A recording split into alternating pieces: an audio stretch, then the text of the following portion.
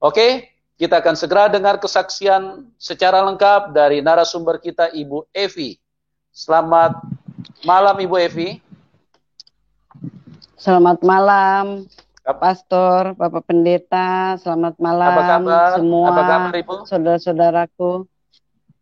Puji Tuhan, kabar baik, Bapak Haleluya, Pendeta. puji Tuhan. Semangat ya Bu, karena Tuhan Yesus adalah Tuhan yang luar biasa, Tuhan yang baik. Amin. Sekalipun di tengah-tengah kondisi yang tidak pasti karena COVID masih terus belum selesai, tapi kuasa Tuhan, kasih Tuhan yang begitu sempurna, yang terus mendorong dan menggerakkan hidup kita untuk bisa berbagi kepada teman-teman yang ada di dalam link ini.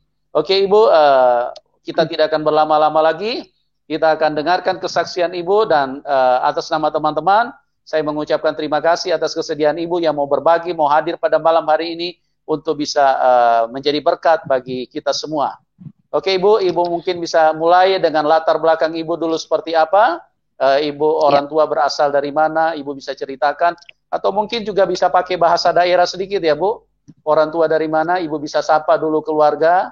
Dari apa, kalau nggak salah orang tua perempuan dari Sunda ya Bu?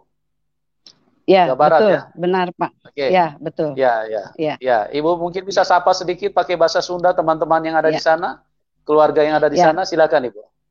Ya, sebelumnya terima kasih Pak Pendeta atas kesempatan untuk saya bisa menyampaikan sukacita saya hari ini, malam ini, bukan karena kebetulan. Saya percaya bahwa ini adalah tuntunan Roh Kudus untuk saya, di mana saya mau menyampaikan tentang kebaikan Tuhan dalam hidup saya, Tuhan Yesus. Tentunya saya perkenalkan terlebih dahulu, saya orang tua berasal dari papa dari Padang, suku Minangkabau, mama dari Jawa Barat, suku Sunda, gitu.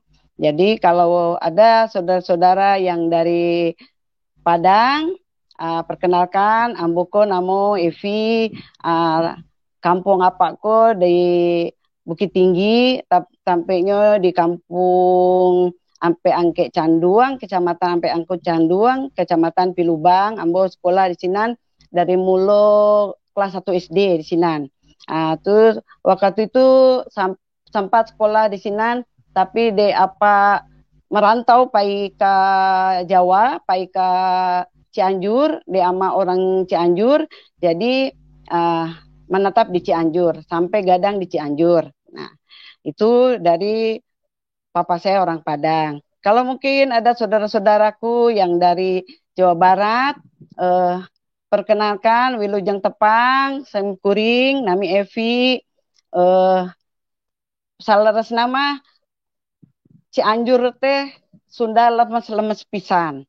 Tapi namun parantos lami di luar Cianjur, hapunten upami rada-rada garigul nyariosna tepantos lemes gitu, tapi saleresna tiasa aing nyarios dugi kumaha wae ge da sakola SD, SMP, SMA kaleresan di Cianjur gitu nya. Nah, mungkin itu sebagai pengantar saya bercerita dulu tentang latar belakang saya waktu masih kecil dulu. Nah, tadi saya sudah awali dari papa dari Padang, mama dari Sunda. Sudah bisa ditebak bahwa saya keluarga beragama Muslim, beragama Islam gitu ya. Nah, kenapa hari ini kok saya bersaksi sebagai orang percaya? Ceritanya panjang. Nah, di sini yang saya akan sampaikan kesaksian saya. Ternyata Tuhan Yesus itu sungguh maha besar, sungguh maha pemurah. Dia tidak membeda-bedakan. Siapapun yang dikasihinya pasti akan dia selamatkan. Gitu. Nah, jadi cerita saya sekolah dulu SD saya di Padang.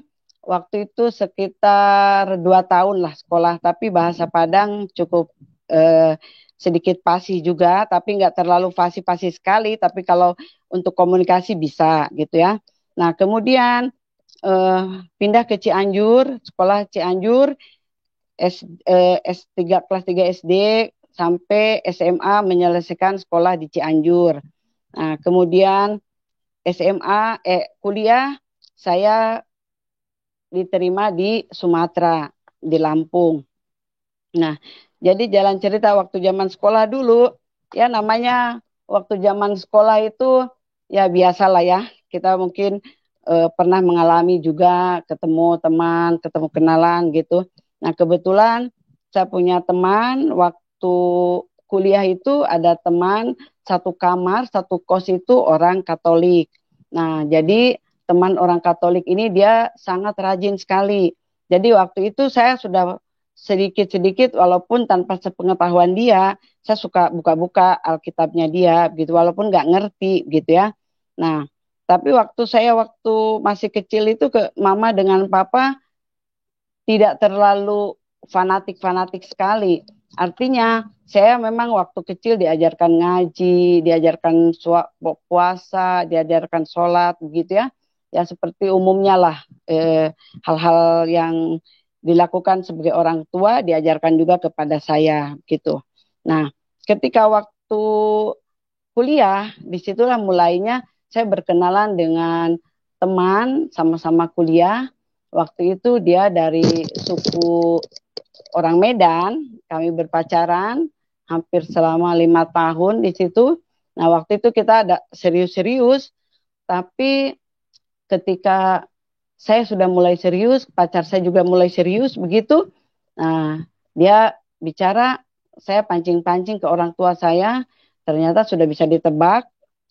Papa saya nggak mengizinkan, seandainya saya harus berpindah agama gitu ya.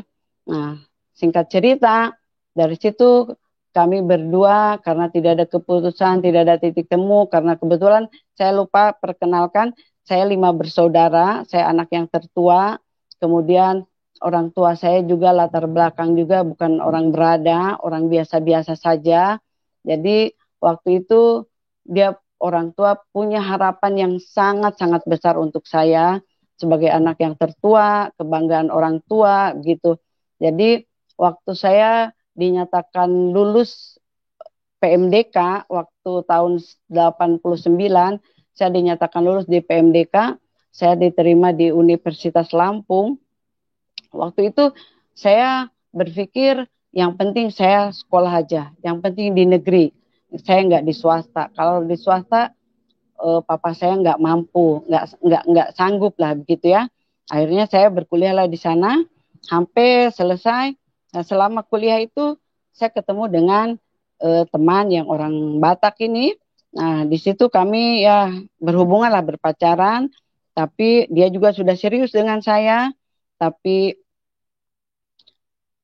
sudah bisa ditebak, papa saya nggak mau. Akhirnya kami diskusi karena dia sempat juga saya disuruh masuk ke Kristen, saya nggak mau. Dia juga nggak mau masuk Islam. Kami dua nggak punya titik temu. Akhirnya kita berdua sepakat untuk kita berpisah gitu ya.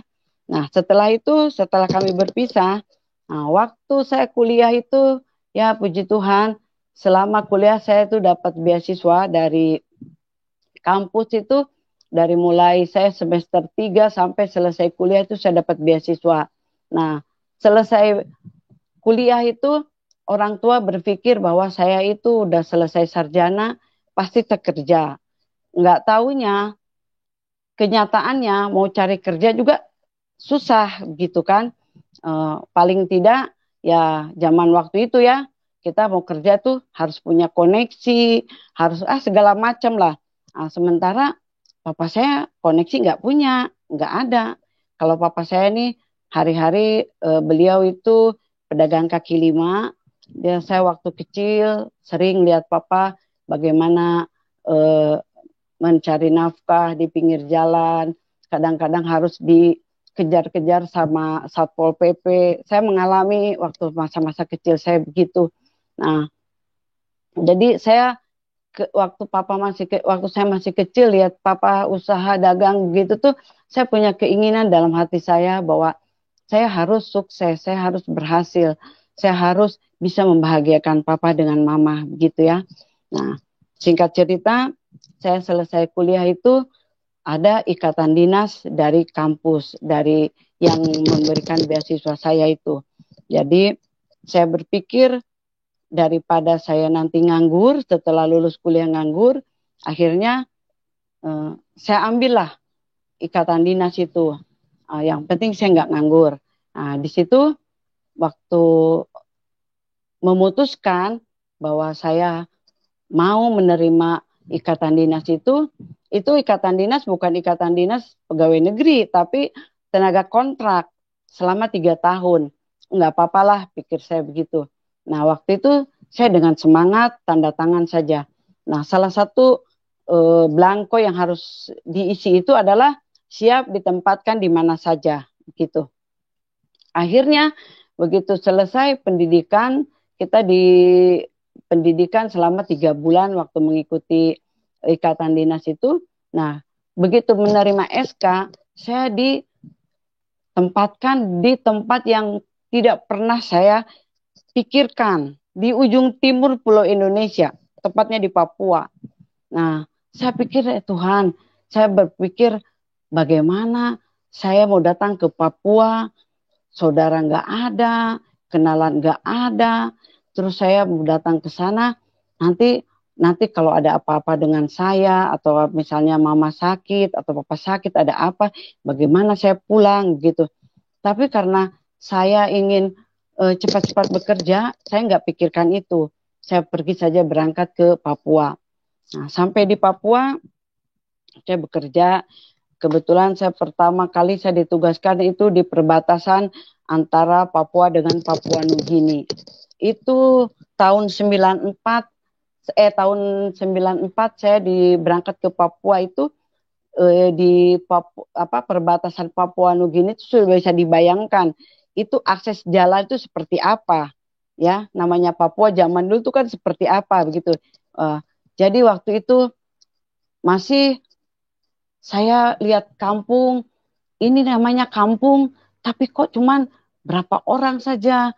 Ini namanya kampung kok cuma berapa rumah saja, begitu ya. Dari situ saya mulai kayak apa ya, macam kayak buang diri begitu ke tempat yang saya tidak tahu begitu ya. Nah, tapi karena tuntutan dari saya sudah tanda tangan bahwa saya bekerja, ya saya terima aja. Nah, tapi akhirnya di dalam pendidikan itu saya kebetulan saya berjalan selama pendidikan, saya minta diusulkan karena saya wanita, jadi ada pertimbangan keamanan, pertimbangan apa, jadi dari tempat saya bertugas, saya dipindahkan, bukan di perbatasan Papua Nugini lagi, tetapi di Kabupaten Jayapura. Nah, jadi agak ke kota lah sedikit. Tapi walaupun ke kota juga, tetap juga menyeberang lautan juga. Nah, tetap saya berangkat saja gitu ya. Nah, sampai di sana saya setelah selesai, ya saya hadapi dengan sukacita saja. Saya bayangkan ketika saya duduk di pantai, bulan purnama, kadang air mata saya jatuh, ingat papa dengan mama, karena kami waktu masih kecil-kecil itu, kami cukup dekat ya hubungan antara orang tua itu, walaupun papa itu harus pergi-pergi keluar kota untuk berdagang, tapi ketika datang pulang itu selalu menghabiskan waktu dengan kami begitu. Saya kadang-kadang rindu suasana seperti itu. Tapi sekarang saya jauh sekali, mau ketemu saja kadang sebulan sekali nggak pernah, setahun sekali nggak pernah begitu. Nah, akhirnya singkat cerita, selesailah saya pendidikan di situ. Nah, saat di Papua ini saya bertemu dengan orang Papua waktu itu, ya mungkin dia juga suka sama saya begitu ya. Nah, kebetulan orang Papua ini dia malah suka sama saya. Ternyata begitu saya dekat, Kristen lagi. Saya sudah nggak mau dong. Saya sudah antipati. Aduh, saya bilang, saya kalau dengan Kristen lagi, udahlah. Karena saya sudah punya pengalaman dengan pacar saya yang dulu Kristen, akhirnya kita kandas. Sekarang ketemu dengan Kristen lagi. Saya nggak mau, sudah nggak mau. Nah, cuma bedanya itu waktu pacar saya yang dulu, yang pertama itu, dia Kristen. Tapi selama kami pacaran, saya nggak pernah lihat dia masuk gereja, nggak pernah. Nah, sedangkan ini yang pacar saya yang sekarang atau suami saya ini ya, waktu itu masih kenalan, belum suami. Nah, waktu itu dia sangat dekat sekali, bukan dekat lagi, mungkin dia tokoh pemuda lah, tokoh pemuda gereja gitu. Bahkan waktu itu dia ngomong sama saya, dia suka sama saya. Nah, ketika dia menyampaikan dia suka sama saya, terus saya bilang, saya nggak mau, saya bilang, saya sudah pengalaman, kalau kamu mau masuk Islam, ayo, tapi kalau enggak. Akhirnya pacar saya itu bilang, suami saya itu, dia bilang, enggak, saya nggak akan ajak kamu masuk Kristen, dia bilang gitu. Sekarang kamu lakukan saja keyakinan kamu, ajaran kamu ikuti yang benar, dia bilang gitu. Jadi saya juga biarkan saya dengan saya punya ajaran gitu. Ya nanti kedepannya nanti tidak tahu itu semua Tuhan yang mengatur. Dia bilang begitu. Nah, tapi karena pacar saya itu waktu itu waktu itu masih pacaran, dia juga anak yang tertua di keluarga. Kami berbeda umur 7 tahun. Sementara adik-adiknya sudah pada nikah, dia agak mendesak ke saya. Gimana? Ini saya sudah didesak-desak sama orang tua untuk saya menikah. Adik-adik saya sudah menikah. Saya yang tua kok belum, dia bilang gitu. Aduh, ini bagaimana? Saya bilang. Nah, saya mau bicara juga ke orang tua, sudah pasti jawaban itu tidak diizinkan, tidak akan direstui lah begitu. Nah, akhirnya saya bilang begini, habis saya sholat, waktu itu saya sholat, saya bilang begini, ketika saya sholat itu, saya bilang sama kemana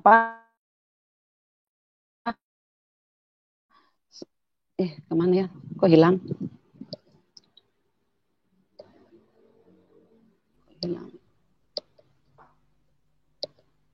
Halo, Ibu Evi. Iya Pak, kok hilangnya sinyal Ibu mungkin Evi. Pak, bentar. Iya Pak. Enggak, iya. Tidak tahu ini Tapi hilang Ibu Pak, ini punya suara sinyal tetap mungkin kedengaran Pak. kok, Bu. Ya, saya ini lagi. Enggak, Ibu Iya, tetap, makanya saya Ibu udah tetap membuka lagi kedengaran nih. kok, Bu. Tetap kedengaran. Oh iya, ya saya lanjutkan aja Pak ya. Ya, Nah, habis itu, buka di Chrome ya. Ya, silakan lanjutin. Habis itu ceritanya saya punya mama sudah suami saya sudah bilang sama saya untuk kita jadian begitu untuk kita menikah. Tapi waktu itu saya ngomong sama sama siapa? Ibu Evi. Ya Pak. Ibu Evi, coba dibuka di Chrome, Bu. Buka ulang. Soalnya Ibu punya. Sudah bisa, sudah. Ya. Sudah. Oke. Silakan. Ya, oke. Silakan Ibu. Silakan.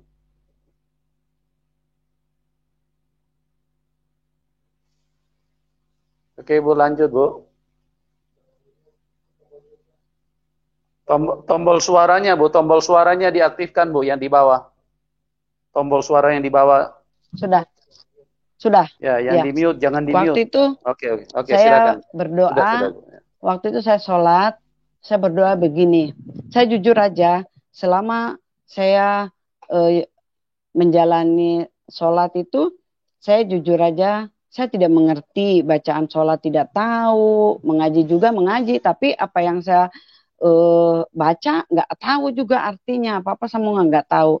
Nah, akhirnya saya waktu berdoa juga saya bilang begini, saya bilang ya Allah, saya bilang gitu, ini sekarang selama ini saya tidak tahu kebenaran atau yang benar tuh yang mana, saya bilang gitu.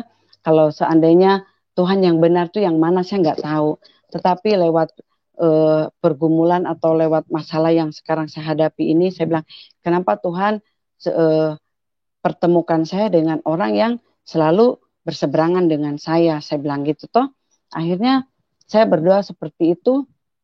Nah, waktu itu saya bilang kalau sekiranya saya akan ikut pacar saya ini, itu adalah jalan yang akan menyelamatkan saya, beri petunjuk lewat restu orang tua saya saya bilang gitu.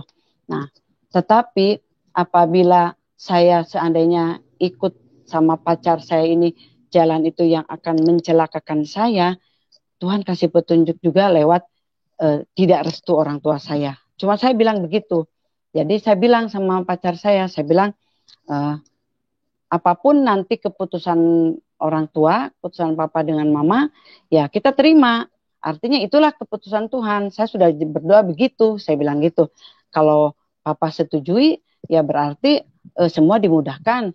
Tapi kalau misalnya tidak, berarti memang saya jalan itu mencelakakan saya. Berarti saya mundur, saya bilang gitu. Nah, ya akhirnya saya berdoa. Setelah berdoa itu saya bicara sama orang tua, sama papa.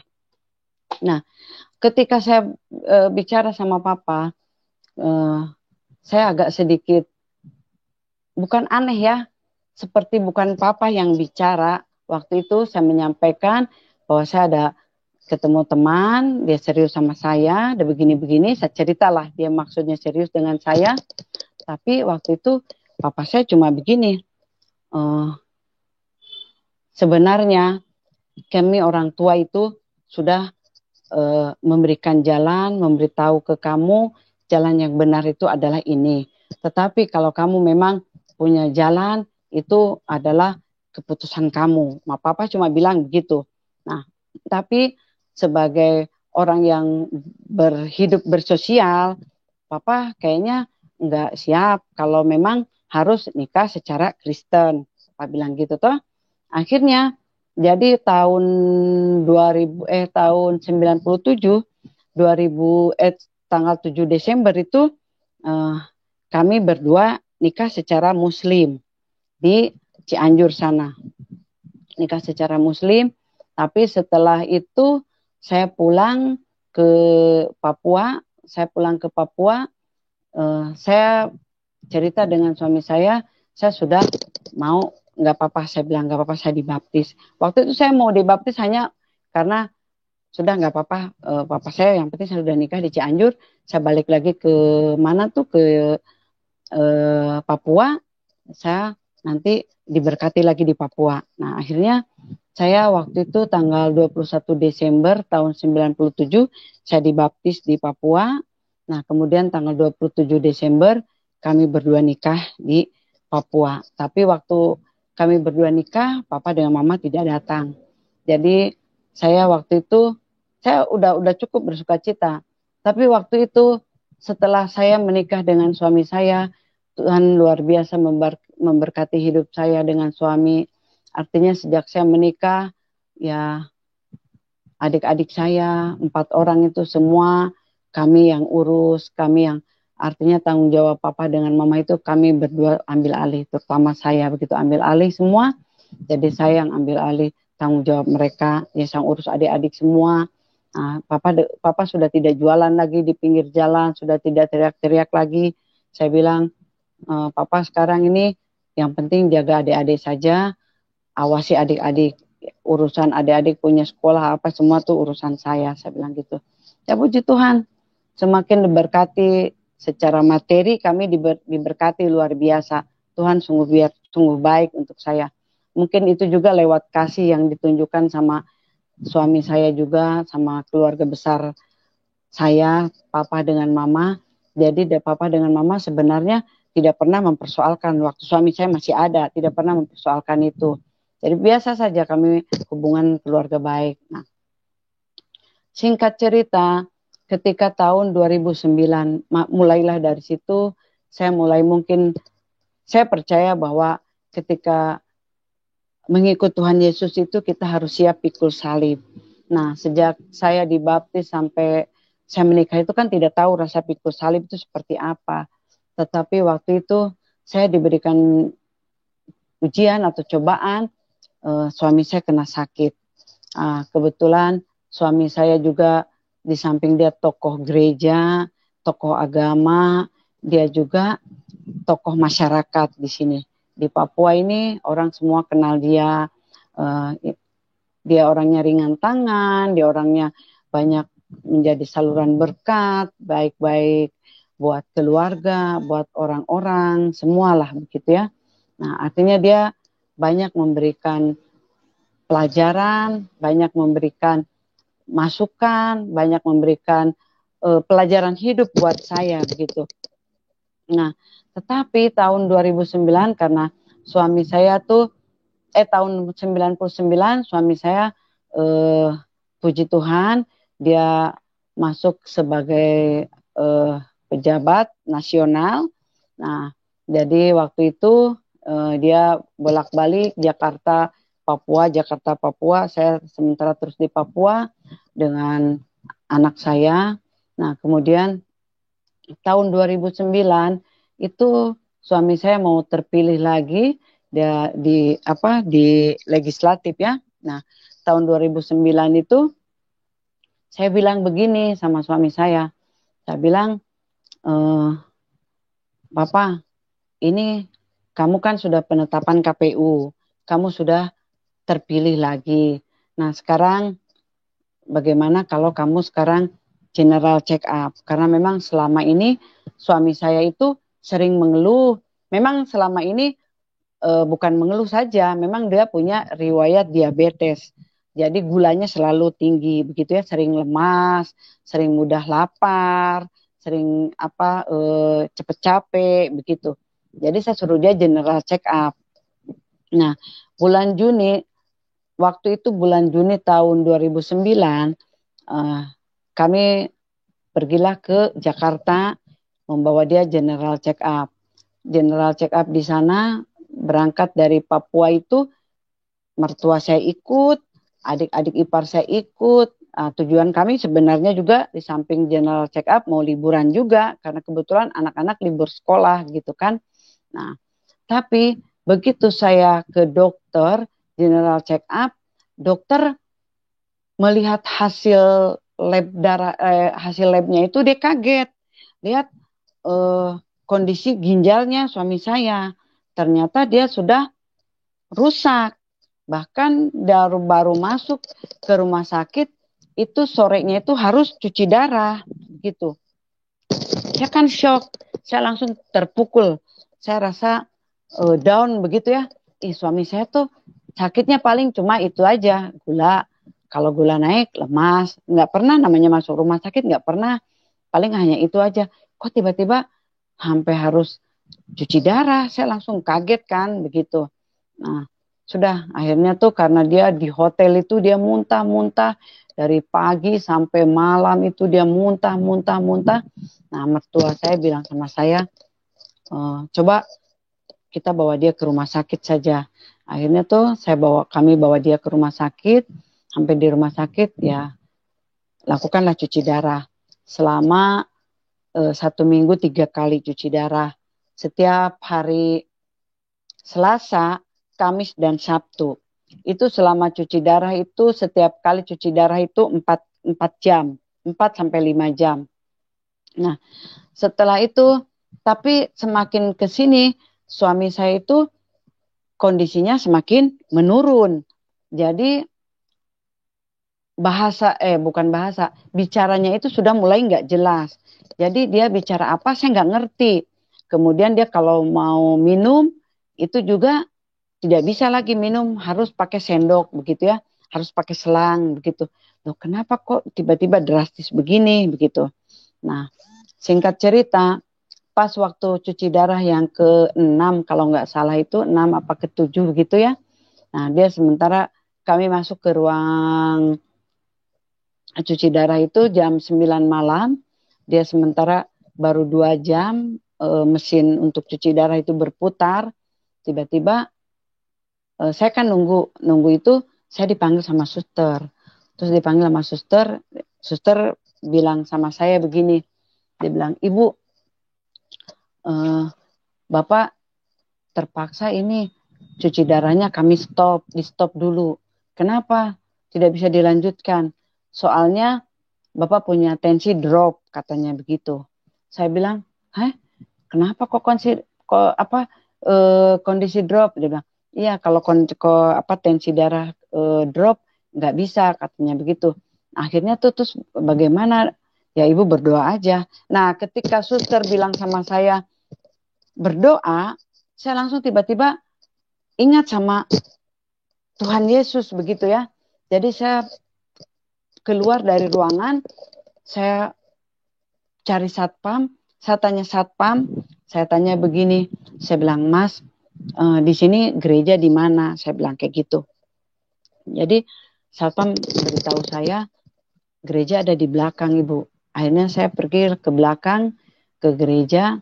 Saya jam 9 lewat itu, saya masuk di gereja, saya duduk. Ketika saya berdoa itu, saya tidak tutup mata, tidak tunduk kepala, tidak. Saya berdoa itu, saya menatap ke dinding yang dimana ada salib Tuhan Yesus itu tergantung terpasang di dinding itu. Saya cuma bilang begini, saya bilang Tuhan, saya bilang hari ini saya bilang sejujurnya saya mau mengaku sama Engkau. Saya mau bilang sama Engkau, saya bilang sejujurnya sampai detik ini saya tidak punya dasar pijakan yang kuat untuk saya mau percaya Engkau itu Tuhan. Saya bilang, selama ini saya dengar Engkau itu punya mujizat, Engkau itu punya kuasa, Engkau itu Allah yang hidup. Saya bilang, itu hanya saya dengar di khotbah di gereja. Saya hanya dengar di KKR, saya bilang. Tapi saya tidak pernah melihat dalam nyata dalam kehidupan saya bilang gitu. Nah, jadi malam ini saya bilang Tuhan, kalau betul Engkau itu adalah Allah yang hidup, bahwa Engkau itu memiliki mujizat, bahwa Engkau itu Allah yang berkuasa, saya bilang, nyatakan semuanya itu lewat suami saya yang sekarang ada terbaring di ruangan itu. Saya bilang begitu sama Tuhan itu. Saya berdoa begitu. Nah, ketika saya begitu, saya cuma selesai bicara itu, saya langsung keluar dari gereja, saya kembali ke ruangan, saya balik lagi ke ruangan, saya lihat, mesinnya itu sudah berputar. Nah, terus saya tanya sama suster, saya bilang, suster, itu sudah cuci darah dilakukan lagi. Iya, Ibu.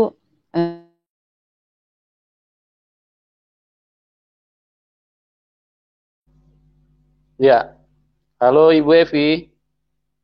Itu bilang gitu. Nah, dari situ suster kasih tahu saya, Ibu, waktu selesai itu suster bilang saya, Ibu, Bapak tadi ada bilang katanya haus, dia bilang gitu. Nah, jadi karena Bapak bilang haus itu, saya bikinkan dia minum itu diabetasol, saya putarkan diabetasol. Nah, selesai itu saya kembali ke ruangan, dia dalam posisi tertidur. Terus saya bangunkan sama dia, saya bilang, Papa bangun. Tapi dia tertidur kayak tidur nyenyak. Terus saya bilang, Papa bangun. Nah, dia langsung kaget bangun lihat saya. Begitu dia lihat saya begini, dia langsung bicara yang kemarin beberapa hari yang lalu tuh tidak jelas, tapi malam itu kok jelas sekali. Dia bilang sama saya begini, Mama, saya di mana ini? Dia bilang begitu. Terus saya bilang, Bapak di rumah sakit toh, saya bilang gitu. Oh, di rumah sakit, dia bilang. Dia kayak macam orang linglung begitu. Saya bilang, iya, Bapak cuci darah. Saya bilang, oh sudah selesai. Sudah, saya bilang. Berapa lama? 4 jam, saya bilang gitu. Sudah, saya bilang tadi katanya haus. Minum dulu sudah. Saya sudah kasih diabetasol itu sama suami saya. Dia minum. Beberapa hari yang lalu itu kan minum itu kan pakai sendok atau enggak pakai selang. Tapi malam itu saya buatkan diabetasol 1 gelas itu, dia minum 1 gelas itu sampai habis. Nah, selesai dari situ, aduh puji Tuhan, kami sekitar setengah 2 baru saya bawa suami saya ke ruang rawat inap lagi. Nah, sampai di ruang rawat inap itu suami saya tuh dia duduk, dia peluk saya tidak mengerti, dia punya pembicaraan, tapi yang jelas dia berbicara begini sama saya. Dia bilang, Mama, saya minta maaf sama kamu, katanya gitu ya.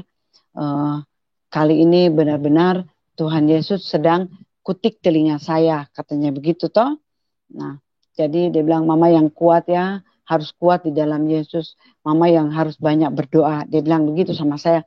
Ya Pak, hari ini juga Tuhan Yesus berikan mujizat, berikan selama ini saya tidak pernah melihat, tapi hari ini saya tahu bahwa Tuhan Yesus itu adalah yang hidup. Saya percaya itu, saya bilang gitu.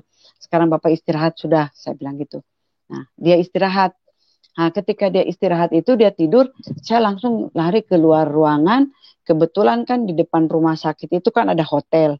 Nah, orang tua saya, papa mama saya kan ikut juga, tapi mereka tidur di hotel. Jadi saya ketuk-ketuk kamar orang tua saya itu, saya malah bersaksi sama papa sama mama saya. Saya bilang, mama, papa, saya bilang, itu tadi itu ini, saya bilang suamiku lagi cuci darah, tiba-tiba mesinnya itu tidak dilanjutkan sama suster karena tensinya drop, saya bilang gitu. Akhirnya tuh karena saya panik tuh saya pergi ke gereja, saya berdoa di gereja, saya bilang sama Tuhan Yesus, saya bilang gitu toh, tunjukkan mujizat, berikan kuasa sama suami saya bilang gitu. Nah, ternyata ketika saya kembali lagi ke ruangan, itu mesin cuci darahnya itu sudah berputar kembali. Itu yang saya bilang sama. Tapi waktu itu papa sama mama saya tuh cuma bilang begini, ya itu kalau begitu kamu harus imani aja. Cuma bilang itu, tidak ada komen apa-apa. Cuma bilang imani, katanya gitu. Oh ya sudah. Dari situ saya sudah bersuka cita. Saya setiap pagi saya mengucap syukur. Saya betul-betul bersuka cita betul-betul ya. Lihat, apalagi dengan suami saya sudah perkembangannya tuh semakin baik, semakin bagus begitu. Nah, akhirnya sampailah pada hari kali ke-9 dia mau cuci darah itu. Nah, pas waktu itu jatuhnya kan dia hari cuci darah itu Selasa, Kamis sama Sabtu. Nah, pas hari Sabtu selesai cuci darah itu kan kami didatangi ruangan kami itu didatangi oleh majelis sama suster. Dia bilang begini, Bapak, bukan sama saya, sama suami saya. Dia bilang, Bapak, besok kita ada perjamuan kudus. Apakah Bapak mau ikut perjamuan kudus? Dia bilang gitu. Nah, terus suami saya bilang, oh iya, saya ikut. Saya bilang, Bapak, saya ikut. Oh iya, Bapak mau dilayani di mana? Di ruangan sini kah? Atau di gereja? Dia bilang gitu. Terus suami saya bilang, saya di sini aja Pak, di ruangan. Oh baik, dia bilang gitu. Nah, jadi sudah singkat cerita tuh. Nah, pas begitu besoknya, saya lupa cerita satu. Waktu selama dirawat itu, saya diberitahu sama dokter bahwa penyakit ginjal itu paling pantang diberi makanan yang mengandung kalium. Makanan yang mengandung kalium tinggi itu menurut dokter kasih tahu sama saya itu ada di buah pir, apel, sama anggur. Begitu toh. Nah, biasa kan teman-teman datang, keluarga-keluarga datang, biasa suka bawa-bawa bingkisan buah begitu ya. Saya sudah dikasih tahu bahwa pir, anggur, sama apel itu kan mengandung kalium tinggi. Jadi saya hindari suami saya tuh makan ketiga buah itu begitu. Nah, pas waktu hari Minggu perjamuan itu, nah selesai perjamuan pagi-pagi itu pendeta datang, kami biasa ibadah, selesai, waktu pas khotbah selesai, mau sakramen perjamuan dilaksanakan.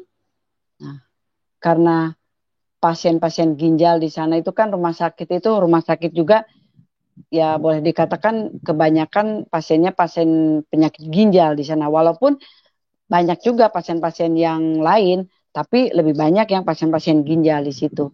Jadi di dalam baki perjamuan itu sudah disiapkan. Pendeta tanya sama suami saya, dibilang, Bapak,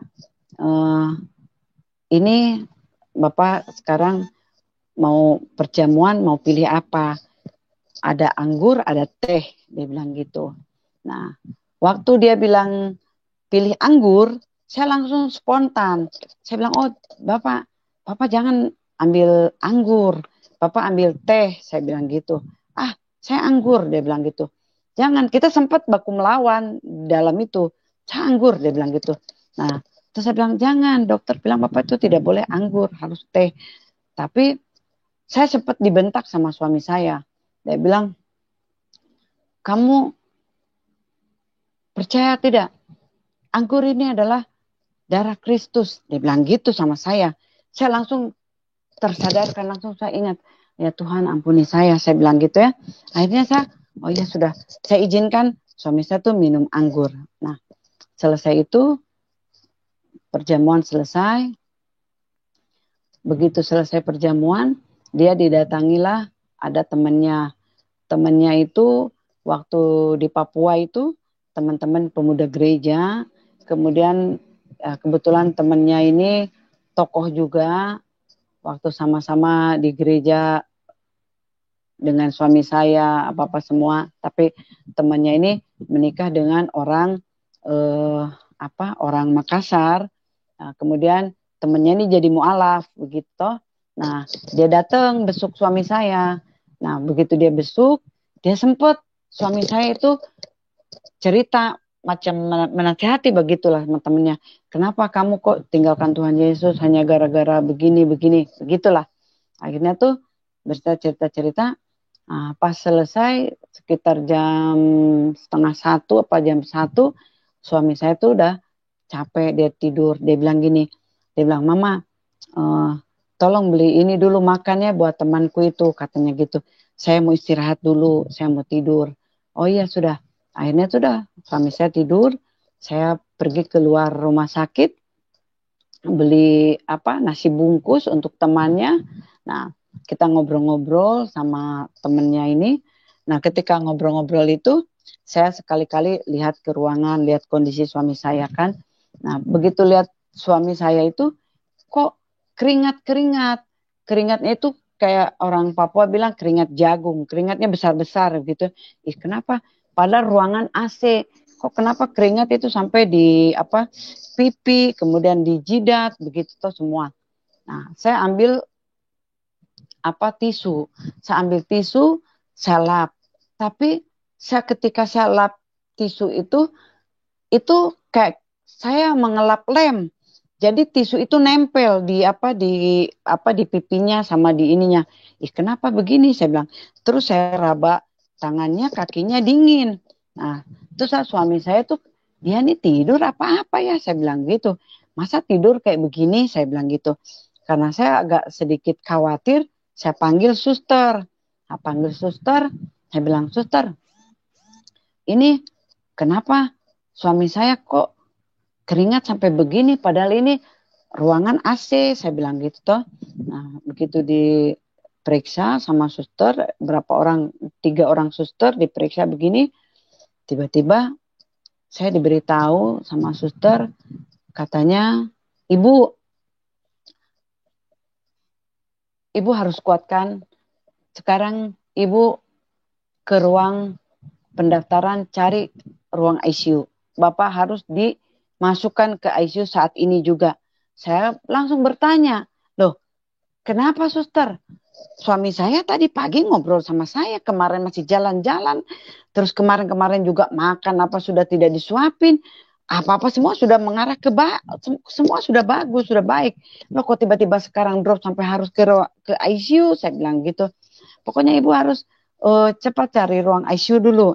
Akhirnya karena kebetulan ada adik-adik ipar saya, dia yang mencarikan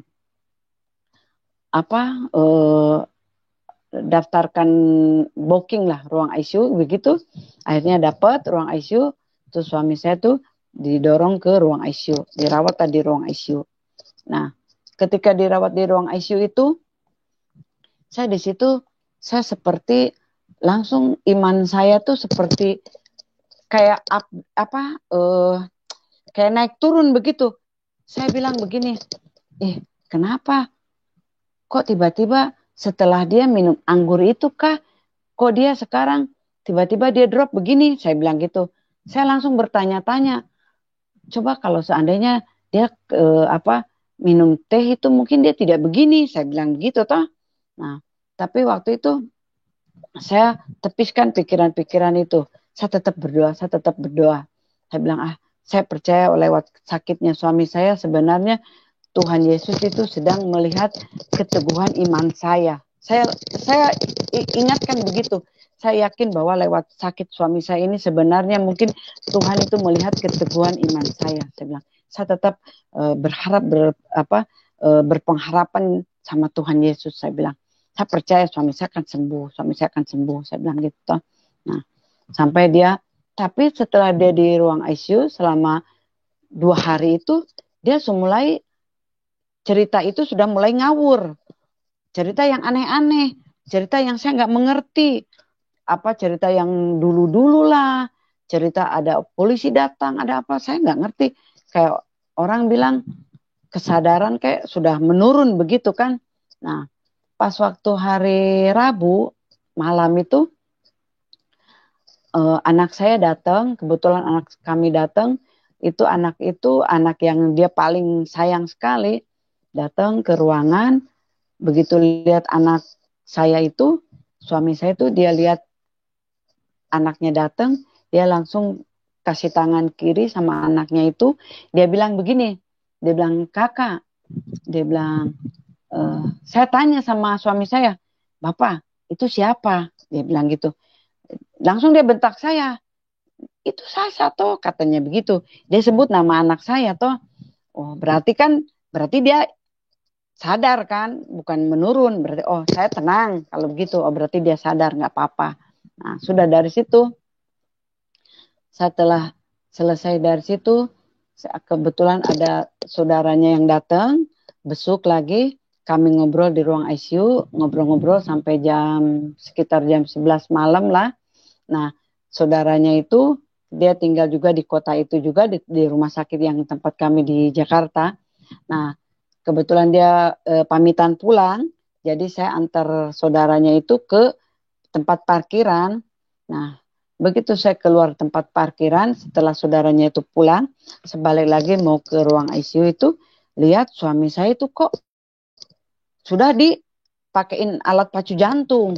Nah, suami saya itu udah dipakein alat pacu jantung. Ini kenapa? Saya bilang gitu toh. Sampai berapa kali. Tapi ketika dia pakein alat pacu jantung, saya lihat mertua saya, adik ipar saya, semua sudah menangis semua. Saya sempat tegur adik-adik saya sama mertua saya. Saya bilang, kalian tidak boleh menangis. Saya bilang, kalian harus berdoa, tidak apa-apa. Kakakmu tidak apa-apa. Saya bilang kayak gitu. Itu semua itu Tuhan Yesus ingin melihat kita punya iman. Kita berpengharapan sama Tuhan Yesus. Saya bilang, tidak apa-apa. Saya bilang gitu. Saya kuat-kuatkan mereka.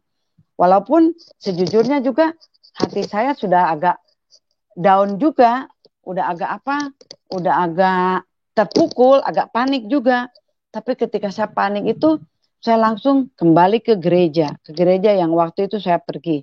Saya pergi ke gereja, saya datang, saya duduk di ruangan gereja itu, saya duduk di tempat yang waktu itu saya duduk itu, saya tatap lagi salib di atas itu. Saya bilang begini, saya bilang Tuhan Yesus, saya bilang, kalau ibarat iman di dalam hati saya, di dalam diri saya ini, ibarat tanaman, sebenarnya iman ini sedang baru saja bertumbuh beberapa minggu yang lalu, ketika Tuhan menunjukkan mukjizat, menunjukkan kuasa waktu suami saya itu cuci darah. Saya bilang, kenapa sekarang Tuhan buat ini sama suami saya bilang gitu. Apa sebenarnya rencana Tuhan untuk saya bilang gitu toh.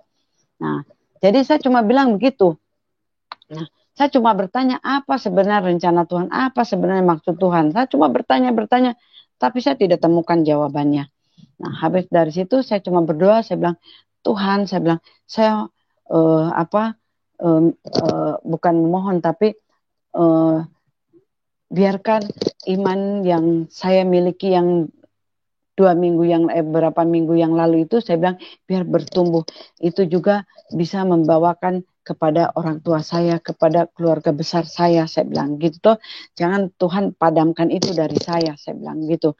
Tapi ketika saya balik ke ruangan, ternyata suami saya itu semuanya sudah ditutup.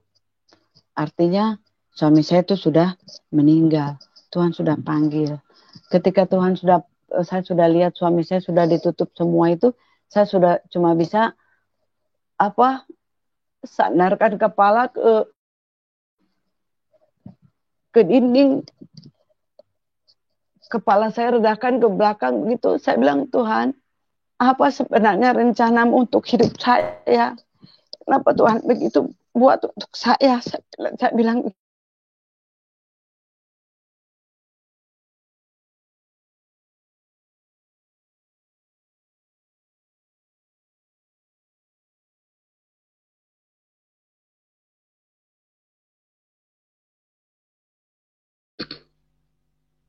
Halo, ya, Ibu Evi. Halo, ya sinyalnya lagi terganggu Ibu Evi. Ya, ketika saya, Bu Evi. ya Pak.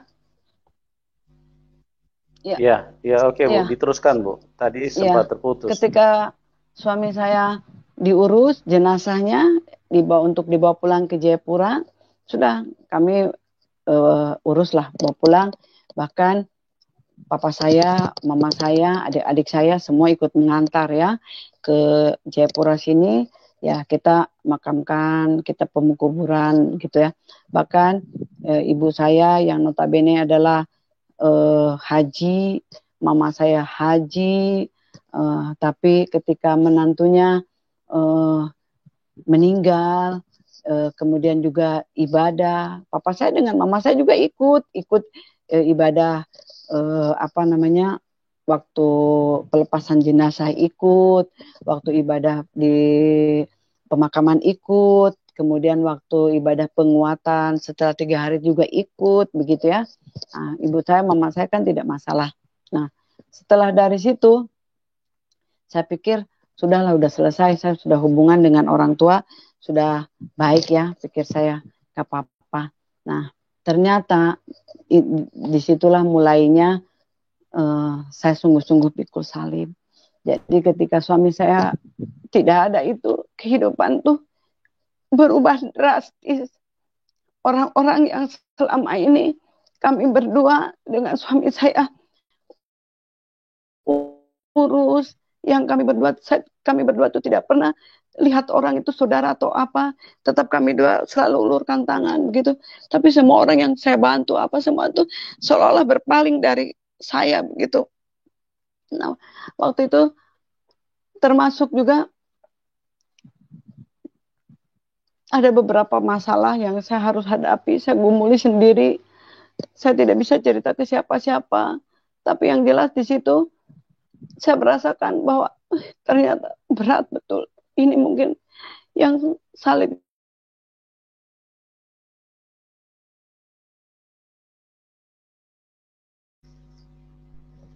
Ya, halo. Ya Pak. Ya, oke, dilanjutkan Bu. Tadi sinyalnya terputus. Ya. Nah, setelah itu selesai dari situ, jadi sudah singkat cerita, orang tua saya berpikir karena masalah bertubi-tubi di Papua saya hadapi begitu ya. Akhirnya tuh mereka bilang sama saya, sudahlah kamu di sana juga untuk apa tinggal sendiri, kamu pulang aja ke mama, katanya begitu ya, pulang ke sini. Lagi pula mama sudah tua, kalau seandainya ada apa-apa juga mama tidak bisa lihat kamu ke sana, katanya begitu ya. Jadi akhirnya ya semua masalah-masalah ini saya ikuti saran mama.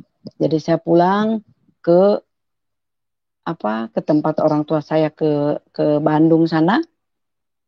Ke sana, terus kemudian semua yang masalah-masalah yang saya hadapi selama di Papua itu, semua aset-aset yang ada di Jayapura di Papua ini semua saya lepaskan gitu ya, karena saya pulang ke orang tua. Pikir saya begitu, udahlah saya sudah nekatkan pulang ke orang tua. Jadi semua aset-aset saya jual, satu untuk urus masalah-masalah, kedua lagi memang saya mau kembali lagi ke orang tua saya begitu. Karena itu juga yang saran dari orang tua.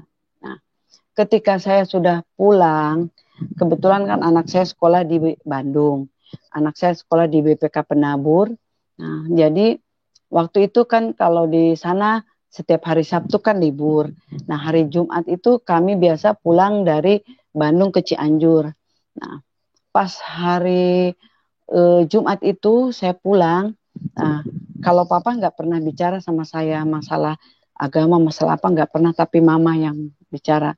Nah, pas waktu hari Jumat itu tidak ada angin, tidak ada hujan, tiba-tiba mama tuh bicara sama saya begini. Dia bilang, Evi, sini dulu, mama mau bicara sama kamu. Dia bilang begitu. Saya bilang, mama mau bicara apa? Saya bilang, saya kira kan bicara yang santai-santai toh. Bicara dulu katanya. Ini, mama ini udah tua. Mama ini nggak tahu lagi umur mama ini sampai kapan, katanya begitu ya. Nah, sekarang ini mama yang jadi pikiran itu kamu, kata mama gitu.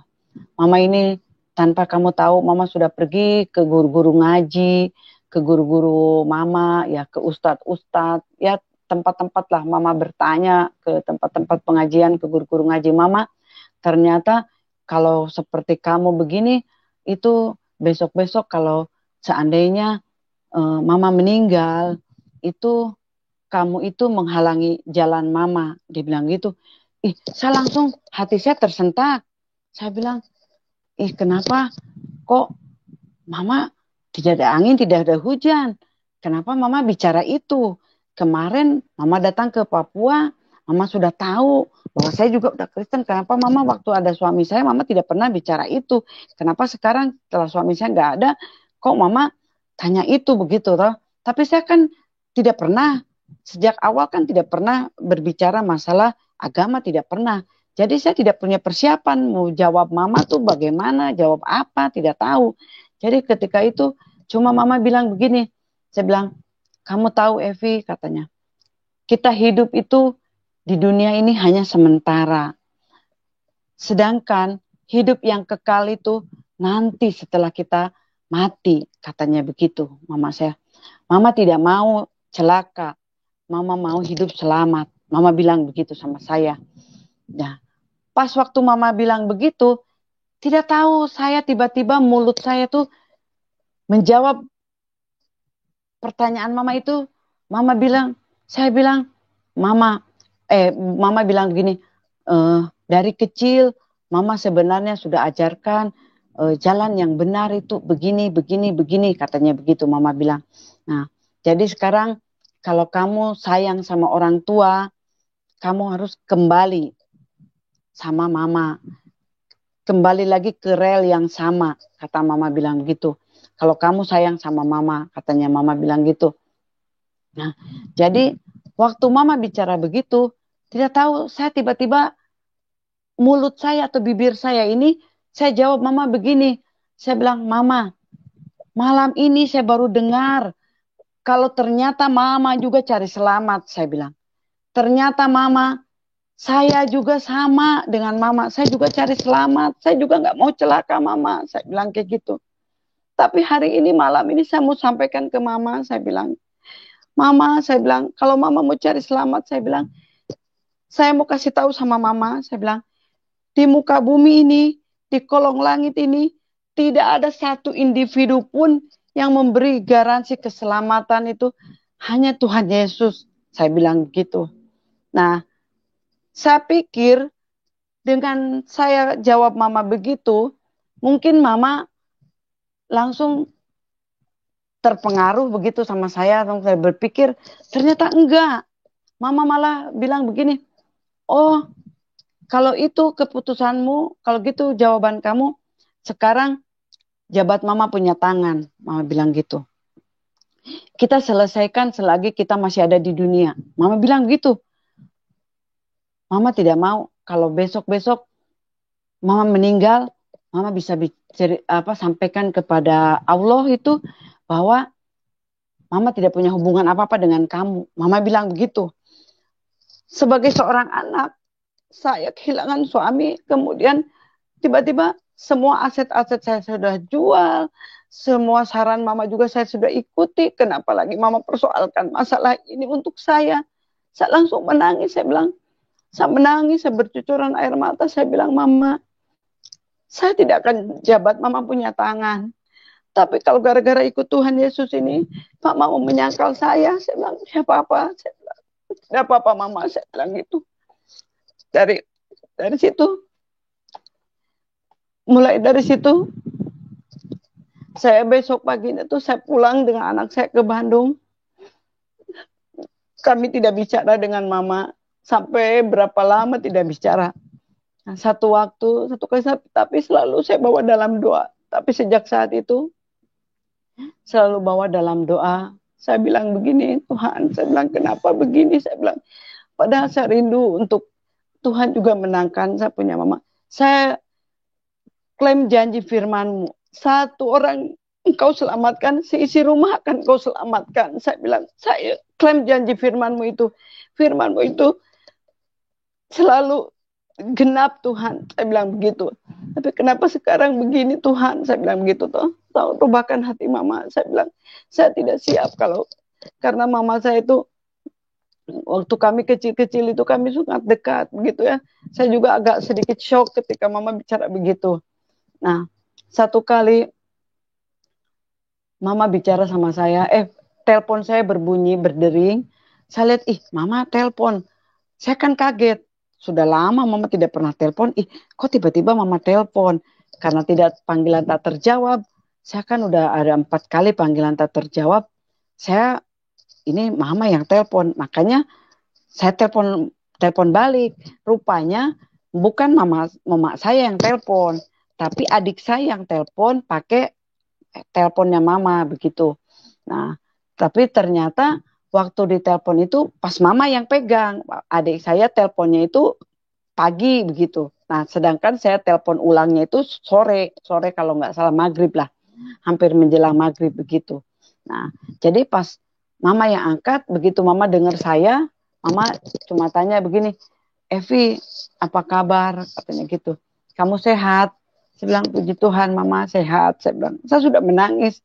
Nah, dari situ mama saya juga menangis sama saya. Saya bilang, kenapa kamu nggak pulang? Katanya gitu.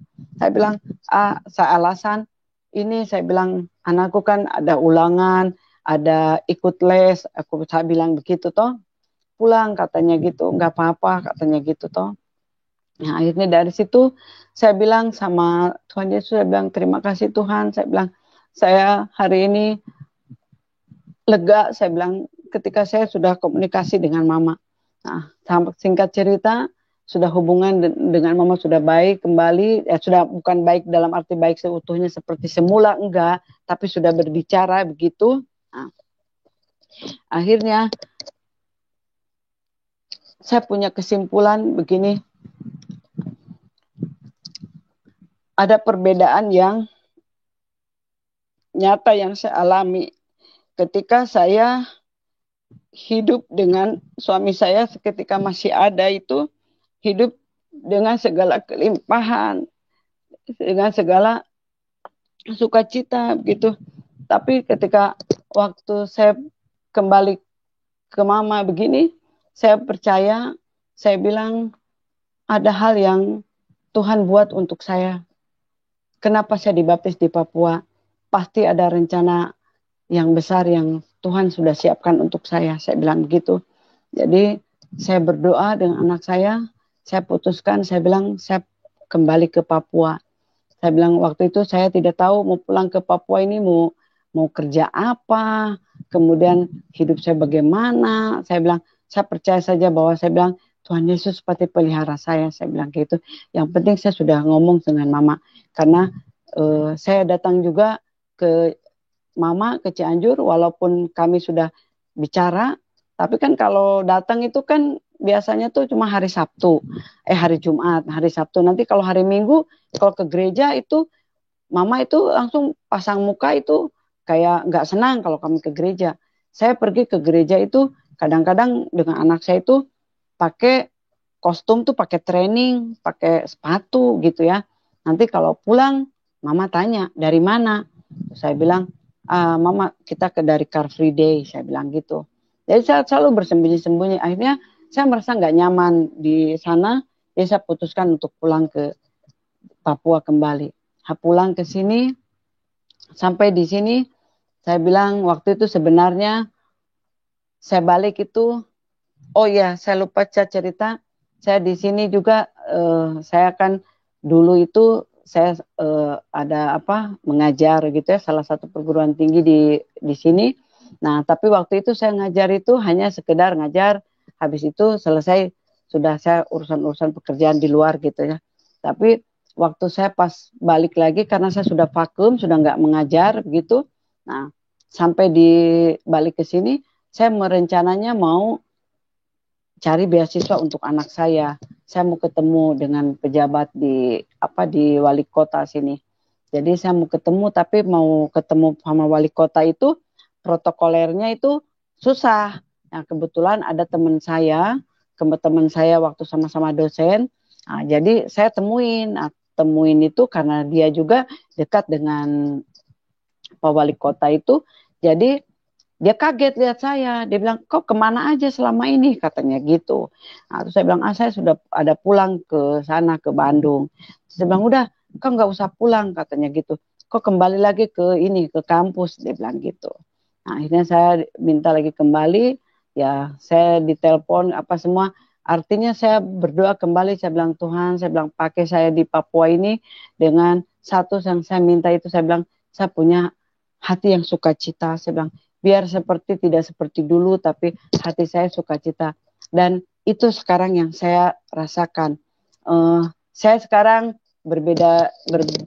berbanding terbalik dengan ketika suami saya ada dengan sekarang. Tetapi saya sekarang lebih tenang, lebih damai, lebih bersukacita begitu ya.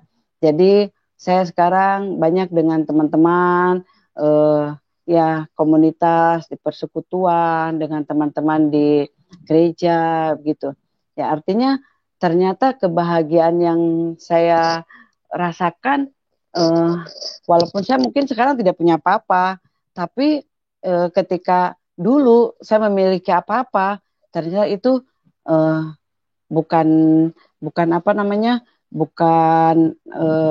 kelimpahan materi yang membuat saya hati damai, tetapi yang membuat saya damai itu adalah ketika saya benar-benar bahwa jalan saya hidup, kemudian saya nanti ketika umur saya sekarang sudah tidak muda lagi, ketika saya berguna untuk banyak orang, berguna untuk Tuhan, dan berguna juga untuk pelayanan. Itu yang membuat saya punya hati sukacita. Cuma mungkin itu saja kesaksian saya, Pak Yusuf. Terima kasih. Ya, puji Tuhan.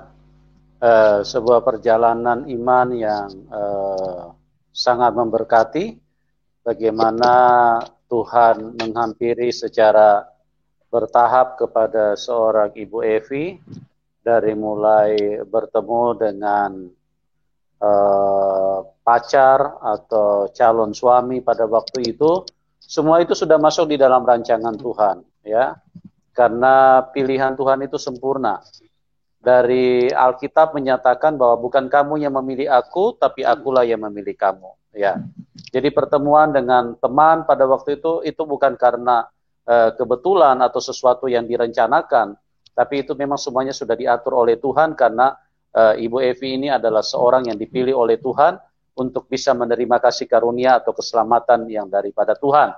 Kita juga sudah dengar tadi bagaimana ketegasan daripada ibunda dari Ibu Evi yang menyatakan bahwa kita putus hubungan keluarga jikalau kamu tidak mau kembali kepada kepercayaanmu yang dulu, kepada agamamu yang lalu, ya.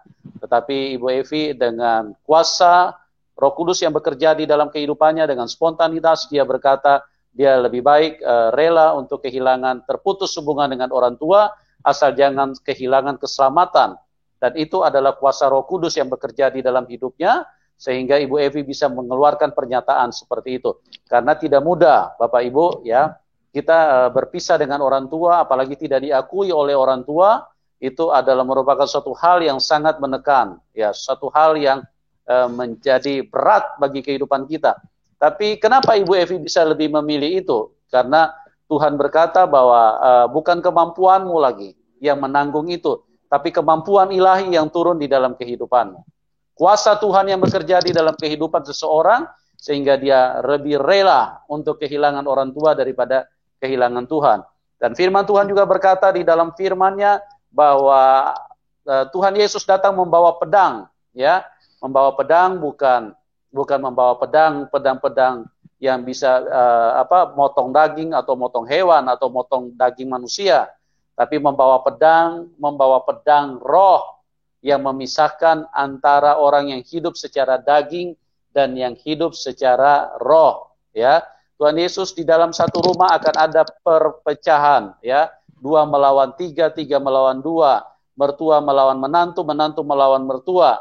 Nah, ini bukan berkelahi secara fisik, tetapi ini artinya perbedaan secara iman.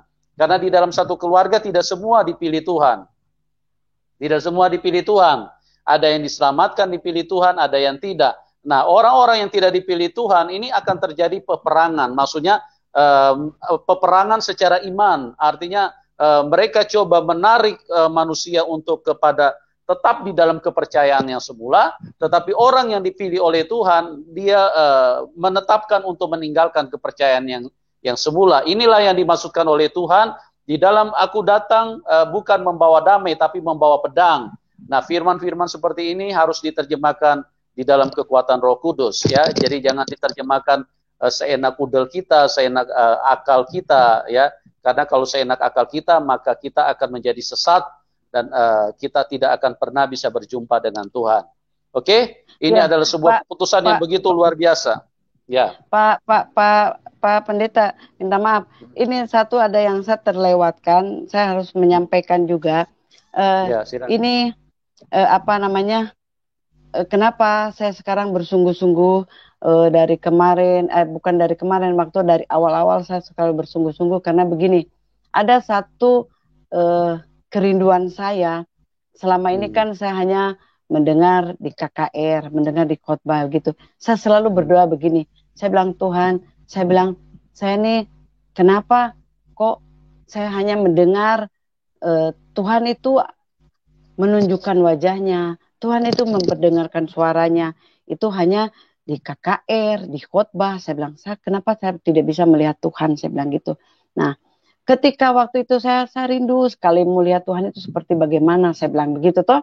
Nah, jadi ada pernah saya mengalami, saya dalam itu mimpi. Mimpi itu begini, Pak Pendeta. Jadi saya dalam ada satu lapangan itu malam, tapi di dalam lapangan itu tidak ada orang-orang, cuma ada saya sendiri.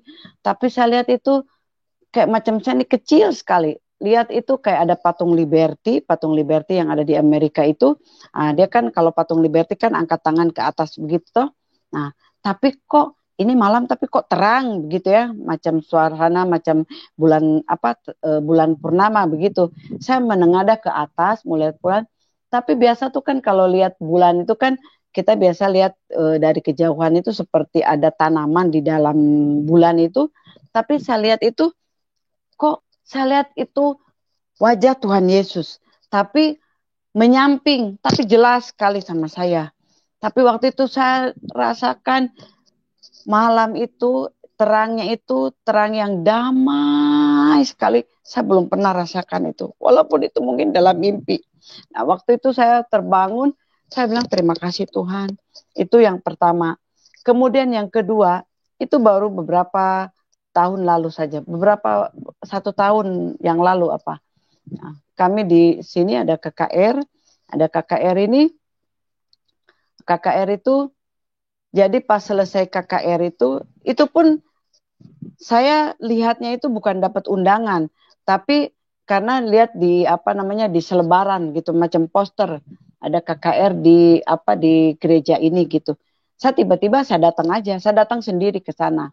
Nah, ketika saya datang sendiri ke sana, saya biasa menyanyi puji-pujian KKR selesai. Nah, begitu KKR selesai, terus pendeta itu, pastornya itu menyampaikan begini, siapa yang mau didoakan maju ke depan, dia bilang gitu. Dan kebetulan saya juga ikut maju ke depan. Nah, terus waktu itu pastor bilang sama saya, dia bilang, sampaikan semua apa yang ingin engkau katakan sama Tuhan. Dia bilang gitu toh. Jadi saya cuma bilang begini, saya bilang, saya semua apa yang menjadi, saya seperti curhat lah sama Tuhan begitu ya, saya sampaikan di bawah itu di depan pastor itu. Tapi saya ditumpangkan tangan, begitu saya selesai itu, baru habis itu saya kembali lagi. Nah, begitu penutupan KKR, karena KKR-nya nggak terlalu banyak, jadi kami selesai penutupan itu, kami membuat lingkaran kita berpegangan tangan begitu. Nah, ketika berpegangan tangan itu, saya tidak tahu. Waktu itu saya memang bicara sama Tuhan, saya bilang, saya rindu Tuhan, saya bilang, Engkau ada dengan saya bilang, saya rindu. Saya sekarang di Papua ini nggak ada siapa-siapa Tuhan, saya bilang gitu. Waktu saya tumpang tangan tuh, saya nggak ada siapa-siapa Tuhan, jangan jauh dari saya bilang begitu. Nah, waktu kami berpegangan tangan itu, nyanyian itu, tidak tahu, bukan mungkin ya, itulah saya baru merasakan urapan Roh Kudus itu, saya baru mengalami. Kalau selama ini saya selalu melihat orang, melihat apa, tapi hari itu saya mengalami. Saya bagaimana ketika tangan saya gemetar sampai gemetar sekali, kaki yang kanan tuh gemetar sekali. Kami kan posisi dari duduk itu berdiri, namanya pegang tangan sambil berdiri kan. Jadi itu gemetar itu sampai kaki kanan tuh. Ketika saya berbicara itu, saya tidak tahu. Bicara itu nggak ngerti, cuman Jesus, cuma itu saja, cuma kata itu saja, cuma Jesus, cuma itu saja. Tapi selesai itu saya nggak ngerti, tapi karena saya rasa orang kiri kanan saya pegang tangan saya kuat begitu toh, tapi tiba-tiba ada yang tepuk saya punya pundak sama punya tengkuk begini, di tengkuk begini toh. Nah, sampai sebegini saya langsung kayak tiba-tiba tersadar, terus kaki saya lemas, terus tangan saya lemas sekali. Terus saya lihat ke belakang ternyata kursi saya itu sudah bergeser jauh sekali. Ternyata itu saya duduk itu asalnya tuh posisinya tuh di ujung, tiba-tiba kok saya sudah ada ke sebelah kanan begitu. Nah, mulai dari situlah kenapa saya bilang sama pastor, sama pendeta, bahwa saya sungguh-sungguh bersuka cita setelah mengalami urapan Roh Kudus itu. Itu saja, mungkin itu yang tadi tertinggal saya sampaikan dalam kesaksian saya, Bapak. Terima kasih. Ya, oke teman-teman, kami sampaikan linknya, kami taruh di bawah layar deskripsi ya. Di bawah layar YouTube itu ada link untuk bisa masuk berdiskusi, berinteraksi dengan narasumber ya. Jadi silakan Anda klik link di bawah situ. Oke, kita sudah diberkati dengan begitu luar biasa perjalanan hidup yang dikerjakan oleh Roh Kudus, sehingga Ibu Evi memiliki kekuatan iman yang sangat baik, sangat sempurna. Ya, kenapa saya katakan sangat sempurna? Karena sekalipun suami sudah tidak ada, tetap percaya Tuhan Yesus. Jadi di sini menunjukkan bahwa perpindahan atau percayanya Ibu Evi kepada Tuhan Yesus itu bukan karena laki-laki atau karena pasangan hidup. Dan di sini adalah suatu bukti yang nyata bahwa ini memang pekerjaan Roh Kudus. Dan firman Tuhan itu sungguh terang, benderang, dan nyata bahwa bukan kamu yang memilih aku, tapi aku yang memilih kamu. Nah, kalau Tuhan yang genggam seseorang, maka itu tidak akan bisa lepas. Karena cengkraman Tuhan itu lebih kuat daripada siapapun. Bahkan kita sudah dengar tadi, mama, ibu kandung, yang tadinya begitu dekat di dalam hubungan emosional, itu pun juga dipertegas oleh karena kekuatan Roh Kudus, ya. Bahkan Ibu Evi sendiri lebih rela untuk kehilangan orang tua, Ini bukan sebuah keputusan yang main-main, saudaraku. Karena biasanya di dalam kehidupan ini adalah hubungan antara anak dengan orang tua itu sangat kuat. Ya, susah sekali untuk dipisahkan. Ya, kalau sudah bicara hubungan antara anak dengan orang tua itu biasanya sangat spesial. Tetapi bagaimana kekuatan Roh Kudus yang sudah menetapkan imannya, yang sudah memberi Ibu Evi sebuah pengalaman rohani, sebuah penglihatan di dalam spiritual, sehingga beliau lebih memilih untuk lebih baik kehilangan keluarga orang tua daripada kehilangan keselamatan yang disediakan oleh Tuhan Yesus. Begitu luar biasa ya. Jadi teman-teman, kita melihat dari berbagai narasumber, semuanya berbeda-beda alur ceritanya. Karena apa? Karena memang Roh Kudus itu sangat kaya dengan segala mujizat, ya, dengan begitu kaya dengan berbagai macam cara. Jadi orang punya iman juga tidak ditentukan karena dia melihat sesuatu yang spektakuler, dia melihat salib turun naik di kepala dia, atau salib bergeser ke kiri ke kanan, terus kemudian ada suara. Tidak itu yang menentukan. Tapi yang menentukan itu adalah kekuatan Roh Kudus yang hadir di dalam hidup seseorang dan yang membuat hatinya begitu melekat kepada Tuhan. Itulah kekuatan yang sempurna. Dan kekuatan yang sempurna itu dialami oleh Ibu Evi dan dibagikan kepada kita semua.